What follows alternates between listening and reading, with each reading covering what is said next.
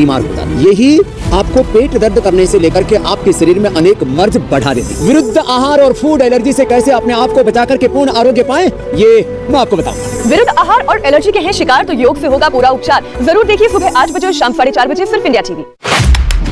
मैं सबसे कहता हूँ शोर मत मचाओ, खबरें दिखाओ। नमस्कार, आज की बात में आपका स्वागत है। इंडिया टीवी पर शोर कम, खबरें ज्यादा। प्रदर्शनकारी जो है लगातार पत्थरों की बरसात कर रहे हैं। 10-12 घंटे के अंदर 3 आतंकवादी हमले हो चुके हैं। यहाँ पर इस समय फायर कॉन्टिन्यू किया जा रहा है और वहां से भी काउंटर फायर आ रहा है। 6 घंटे से ज्यादा जारी है। 17 सालों से सच की बेबाक आवाज, इंडिया टीवी आपकी आवाज। सुलगते मुद्दों पर बेबाक सवाल और संवाद का मुकाबला शाम 5 बजे सिर्फ इंडिया टीवी पर। मैं सबसे कहता हूँ इतना मत चिल्लाओ। आज अखिलेश यादव और जयंत चौधरी पश्चिमी यूपी में साथ-साथ हैं। साथ चुनाव प्रचार कर रहे हैं। मुजफ्फरनगर के बाद अखिलेश और जयंत चौधरी मेरठ पहुंचे, विजय रथ यात्रा निकाल रहे हैं। बीजेपी की सफाई का संकल्प दोहरा रहे हैं। अखिलेश यादव किसानों की बात कर रहे हैं। सरकार बनने पर गन्ना किसानों को 15 दिन में भुगतान का वादा कर रहे हैं। अखिलेश ने किसानों के नाम पर एक बड़ा सियासी दांव भी खेला। कहा चौधरी चरण सिंह को भारत रत्न दिया जाए। तो इस देश के प्रधानमंत्री रहे चौधरी चरण सिंह जी ने किया था, जहां चौधरी चरण सिंह जी के लिए किसान किसी जाति धर्म का हो वो किसान था। और आज मैं पुनः उस बात को दोहराता हूं कि चौधरी चरण सिंह जी को भारत रत्न मिलना चाहिए। वो न केवल उनका सम्मान होगा बल्कि पूरे के पूरे किसानों का सम्मान होगा। पश्चिमी यूपी में मुस्लिम वोटरों के लिए अखिलेश का क्या है वोट प्लान, रिपोर्ट 5 मिनट बाद।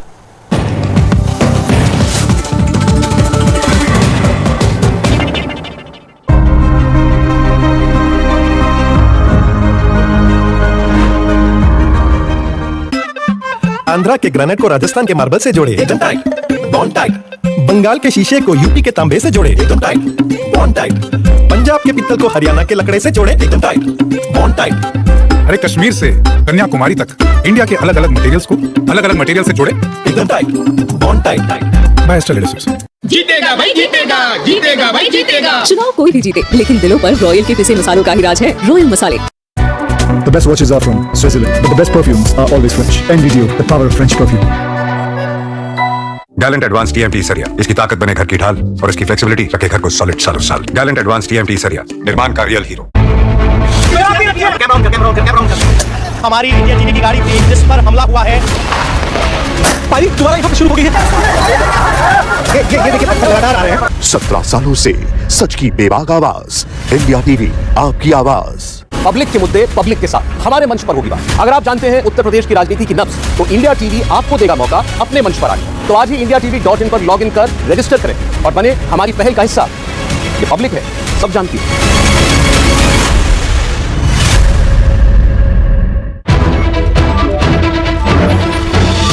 37 साल का इतिहास, क्या इस बार बदल देगा योगी का विकास? लखनऊ से रजत शर्मा के साथ देखिए चुनाव मंच कल दिन भर सिर्फ इंडिया टीवी पर। सजा है रण, जीत का है प्रण, सत्ता की बिसात पर जंग का है ऐलान। कौन जीतेगा महासंग्राम, मुख्यमंत्री कौन बनेगा, शनिवार और रविवार रात 9 बजे सिर्फ इंडिया टीवी पर। 27 साल आपकी अदालत में आपका साथ क्यों? जब सवाल मुस्कुरा कर पूछे जा सकते हैं, चिल्लाने की क्या जरूरत है? जब इरादा सीधे सीधे खबरें दिखाने का हो तो लोगों को लड़वाने की क्या जरूरत है? इसीलिए मैंने इंडिया टीवी पर इन सारी बातों को ध्यान रखा। खबरों में, कमेंट्स में, सवालों में, न किसी को बनाने की नियत, न किसी को गिराने की नियत। इंडिया टीवी पर शोर कम, खबरें ज्यादा। ज्वलंत मुद्दों पर वाद विवाद और संवाद का मुकाबला आज शाम 5 बजे सिर्फ इंडिया टीवी पर। दूध के साथ नमक, सब्जी, पराठा या नमक वाली कोई भी वस्तु खाते हैं तो आप बीमार होता है। यही आपको पेट दर्द करने से लेकर के आपके शरीर में अनेक मर्ज बढ़ा देती। विरुद्ध आहार और फूड एलर्जी से कैसे अपने आप को बचा करके पूर्ण आरोग्य पाएं, ये मैं आपको बताऊंगा। विरुद्ध आहार और एलर्जी के हैं शिकार तो योग से होगा पूरा उपचार। जरूर देखिए सुबह 8 बजे और शाम 4:30 बजे सिर्फ इंडिया टीवी। एक शब्द नहीं बोलेंगे। हर शो पर इनका आवाज भारी, इंडिया टीवी, शोर कम खबर ज्यादा। मैं सबसे कहता हूं, शोर मत मचाओ, खबरें दिखाओ। नमस्कार, आज की बात में आपका स्वागत है। इंडिया टीवी पर शोर कम खबरें ज्यादा। प्रदर्शनकारी जो है लगातार पत्थरों की बरसात कर रहे हैं। 10-12 घंटे के अंदर अंदर 3 आतंकवादी हमले हो चुके हैं। जहां पर इस समय फायर कॉन्टिन्यू किया जा रहा है और वहां से भी काउंटर फायर आ रहा है। 6 घंटे से ज्यादा समय बीत रहा है और मुझे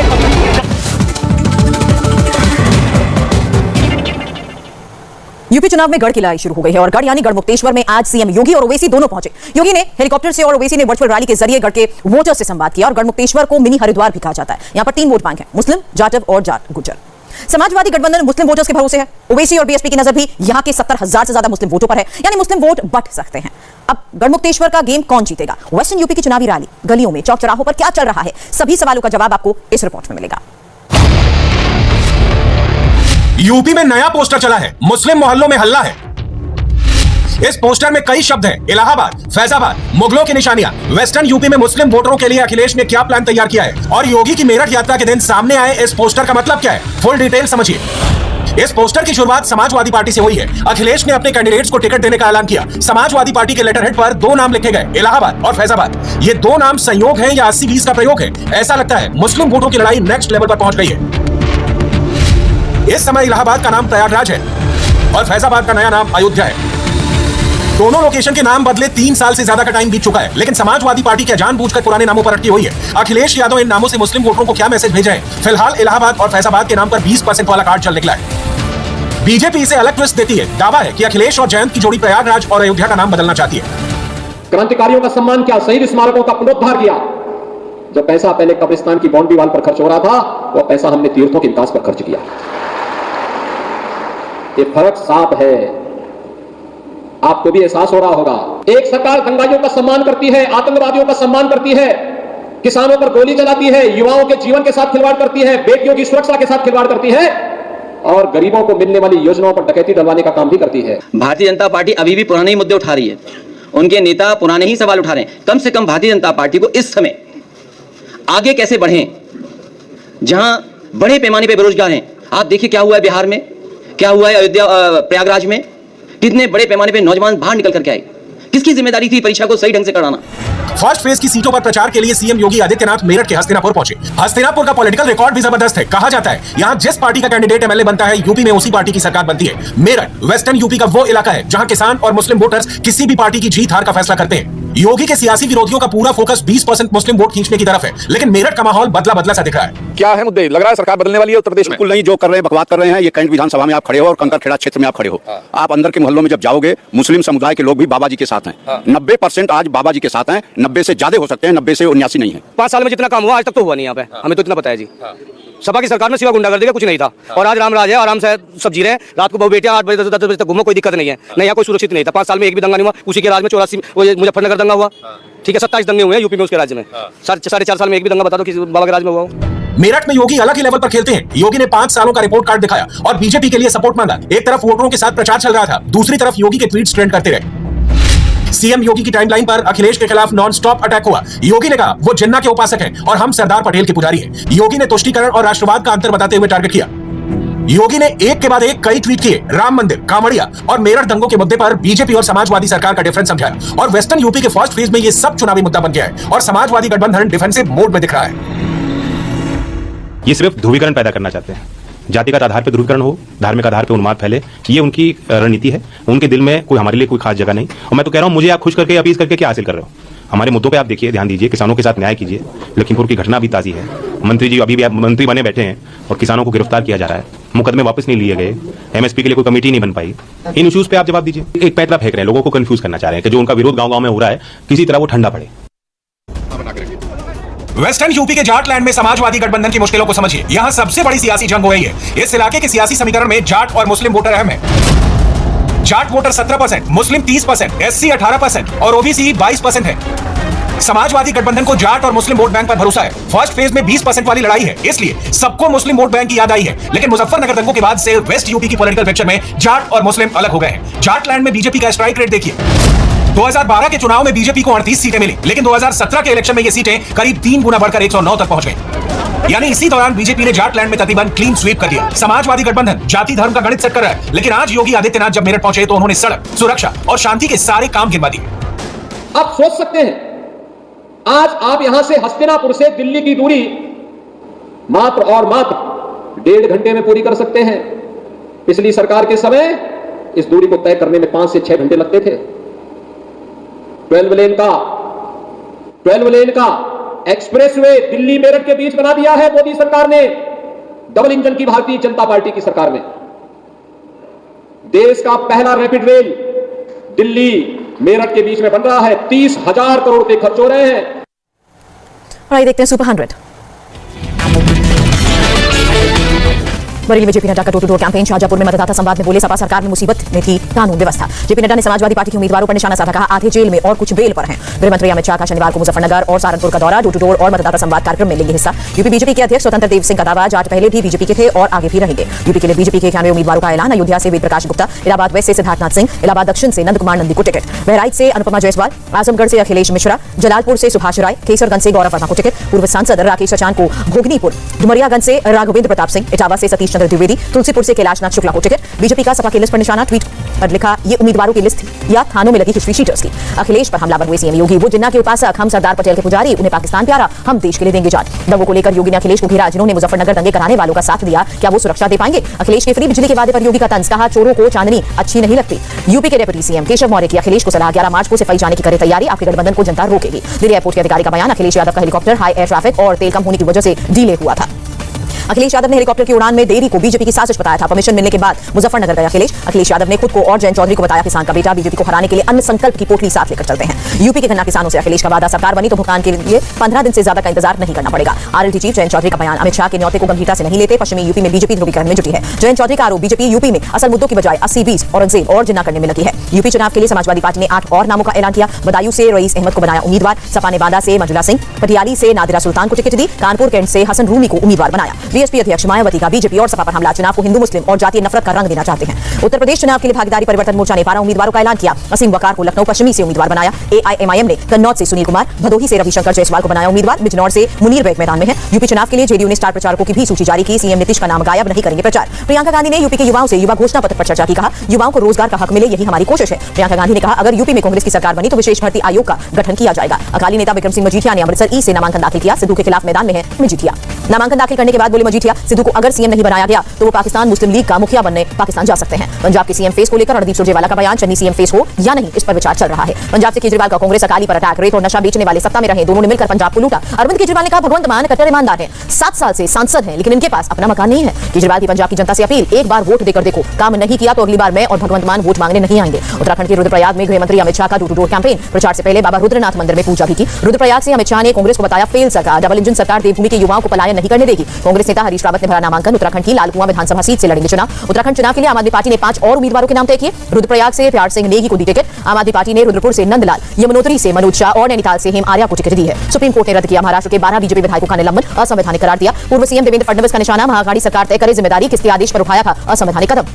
बीजेपी अध्यक्ष जेपी नड्डा ने सुप्रीम कोर्ट के फैसले पर खुशी जताई। बीजेपी हमेशा संविधान के तहत हक की लड़ाई लड़ती आई है। बीएमसी चुनाव को लेकर कांग्रेस ने मंथन किया, शिवसेना के साथ मिलकर चुनाव लड़े या नहीं, इस पर नहीं हुआ फैसला। 31 जनवरी को विश्वासघात दिवस मनाने की तैयारी में जुटा संयुक्त किसान मोर्चा, 500 जिलों में प्रदर्शन का ऐलान किया। सुप्रीम कोर्ट ने एससी/एसटी को प्रमोशन में आरक्षण देने के लिए मानदंड तय करने से किया इनकार, कहा यह राज्यों को करना होगा। एनसीसी कैडेट्स को प्रधानमंत्री मोदी का मंत्र, राष्ट्रहित से बड़ा कोई हित नहीं। एनसीसी रैली में पंजाबी पगड़ी में नजर आए प्रधानमंत्री, कहा गर्व है कि मैं भी एनसीसी का एक्टिव मेंबर था। एनसीसी को मजबूत करने के लिए कई कदम उठाए। पंडित जसराज कल्चरल फाउंडेशन के शुभारंभ पर बोले प्रधानमंत्री मोदी, संगीत के क्षेत्र में भी होना चाहिए टेक्निक और आईटी का रेवोल्यूशन।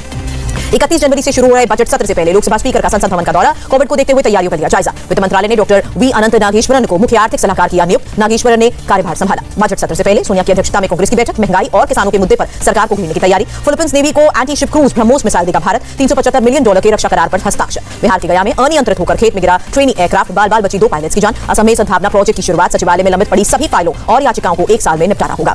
भय्यू महाराज सुसाइड केस में फैसला, सेवादार विनायक, ड्राइवर शरद और केयरटेकर पलक को 6 साल की jail.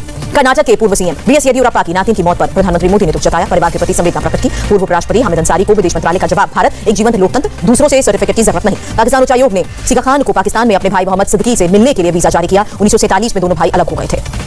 Director to home service देने वाली टाटा स्काई का बदल गया नाम, अब टाटा प्ले के नाम से सर्विसेज मिलेंगी। टाटा प्ले के बिजनेस में अब डीटीएच सर्विस के अलावा फाइबर टू होम, ब्रॉडबैंड और विंस भी शामिल हुआ। 14 ओटीटी सर्विसेज भी ऑफर में कंपनी कर रही है। वित्त वर्ष 2021-22 में एयू बैंक का जबरदस्त परफॉर्मेंस, तीसरे क्वार्टर में प्रॉफिट आफ्टर टैक्स 302 करोड़ रहा। एयू बैंक में डिपॉजिट ग्रोथ में 49% की बढ़ोतरी। बैंक के एमडी और सीईओ संजय अग्रवाल ने कहा, ऑपरेटिंग एनवायरमेंट और ब्रावर्स कैश फ्लो में सुधार का फायदा मिला। पटना में बिहार बंद के समर्थन में प्रदर्शनकारियों का हंगामा, रास्ता जाम, टायर भी जलाए। छात्रों को राहुल का समर्थन, बीजेपी पर निशाना साधा, ट्वीट कर लिखा, स्टूडेंट्स के दर्द सच्चे, कौन कहता है ये दिन अच्छे। बिहार सरकार ने प्रदेश को नशा मुक्त बनाने के लिए शिक्षकों से मांगा समर्थन, जानकारी देने के लिए जारी किया नंबर। गोगी गैंग पर दिल्ली पुलिस का शिकंजा, हथियार सप्लायर अमित सहित 3 गैंगस्टर गिरफ्तार हुए। राजस्थान के झालावाड़ में 40 साल की महिला से गैंग रेप हुआ, गांव के 2 लोगों पर आरोप। राजस्थान के सीएम अशोक गहलोत ने कहा, डीएसपी को जमीनी स्तर पर कानून व्यवस्था को ठीक करना चाहिए। गुजरात के बनासकांठा में नीलगाय से कार की टक्कर हुई, 2 की मौत, 3 घायल। श्रीनगर के बटमालू में आतंकी हमला हुआ, पुलिस वाले पर गोली चलाई, बाल बाल बची जान। पंजाब के गुरदासपुर में हथियार और ड्रग्स की तस्करी की कोशिश नाकाम हुई, हेरोइन की खेप के साथ हथियार भी बरामद हुए। तंजावुर सुसाइड केस में मद्रास हाईकोर्ट का फैसला सुरक्षित, लड़की ने जबरन धर्म परिवर्तन के बाद आत्महत्या की थी।